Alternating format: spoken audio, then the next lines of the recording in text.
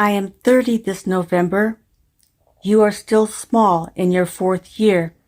We stand watching the yellow leaves go queer, flapping in the winter rain, falling flat and washed.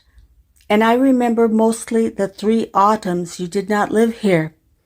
They said I'd never get you back again. I tell you what you'll never really know. All the medical hypotheses that explain my brain will never be as true as these struck leaves letting go. I, who chose 2 times to kill myself, had said your nickname the muling months when you first came, until a fever rattled in your throat, and I moved like a pantomime above your head. Ugly angels spoke to me. The blame, I heard them say, was mine. They tattled like green witches in my head, letting doom leak like a broken faucet, as if doom had flooded my belly and filled your bassinet, an old debt I must assume. Death was simpler than I'd thought. The day life made you well and whole, I let the witches take away my guilty soul. I pretended I was dead until the white men pumped the poison out, putting me armless and washed through the rigmarole of talking boxes and the electric bed. I laughed to see the private iron in that hotel. Today the yellow leaves go queer. You ask me where they go. I say today believed in itself, or else it fell. Today, my small child, Joyce, love yourself's self where it lives. There is no special God to refer to, or if there is, why did I let you grow in another place?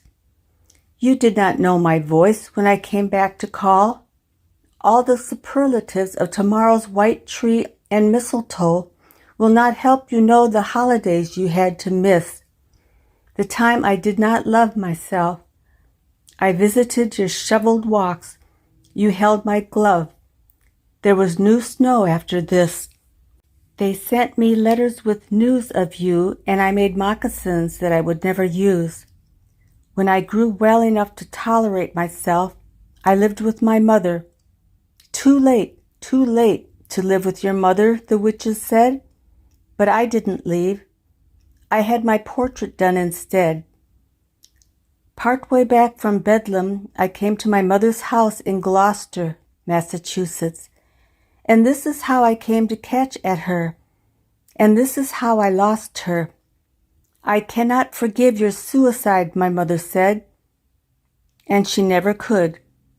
She had my portrait done instead. I lived like an angry guest, like a partly mended thing, an outgrown child. I remember my mother did her best. She took me to Boston and had my hair restyled.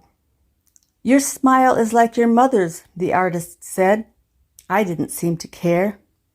I had my portrait done instead. There was a church where I grew up with its white cupboards, where they locked us up, row by row, like Puritans or shipmates singing together. My father passed the plate. Too late to be forgiven now, the witches said. I wasn't exactly forgiven. They had my portrait done instead. All that summer, sprinklers arched over the seaside grass. We talked of drought while the salt, parched field grew sweet again. To help time pass, I tried to mow the lawn, and in the morning I had my portrait done, holding my smile in place till it grew formal. Once I mailed you a picture of a rabbit and a postcard of motif number 1, as if it were normal to be a mother and be gone. They hung my portrait in the chill north light, matching me to keep me well. Only my mother grew ill. She turned from me as if death were catching, as if death transferred, as if my dying had eaten inside of her. That August you were 2, but I timed my days with doubt. On the 1st of September she looked at me and said I gave her cancer. They carved her sweet hills out and still I couldn't answer. That winter she came part way back from her sterile suite of doctors. The seasick cruise of the X-ray, the cell's arithmetic gone wild. Surgery incomplete, the fat arm, the prognosis poor, I heard them say. During the sea blizzard she had her own portrait painted. A cave of mirror placed on the south wall, matching smile, matching contour, and you resembled me. Unacquainted with my face, you wore it, but you were mine after all. I wintered in Boston, childless bride, nothing sweet to spare with witches at my side. I missed your babyhood, tried a second suicide, tried the sealed hotel a second year. On April Fool you fooled me. We laughed and this was good. I checked out for the last time on the 1st of May, graduate of the mental cases, with my analyst's okay, my complete book of rhymes, my typewriter, and my suitcases. All that summer I learned life back into my own 7 rooms, visited the swan boats, the market, answered the phone, served cocktails as a wife should, made love among my petticoats and August tan. And you came each weekend, but I lie, you seldom came. I just pretended you, small piglet, butterfly girl with jelly bean cheeks, disobedient 3, my splendid stranger. And I had to learn why I would rather die than love, how your innocence would hurt, and how I gathered guilt like a young intern, his symptoms, his certain evidence. That October day we went to Gloucester, the red hills reminded me of the dry red fur fox coat I played in as a child, stock still like a bear or a tent, like a great cave laughing or a red fur fox.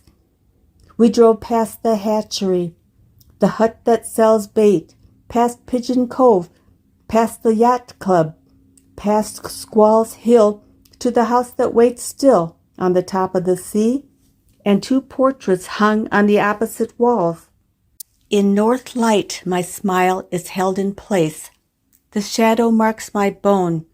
What could I have been dreaming as I sat there, all of me waiting in the eyes, the zone of the smile, the young face, the fox's snare.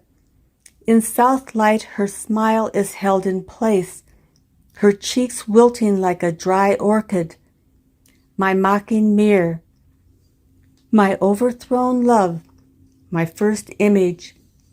She eyes me from that face, that stony head of death I had outgrown.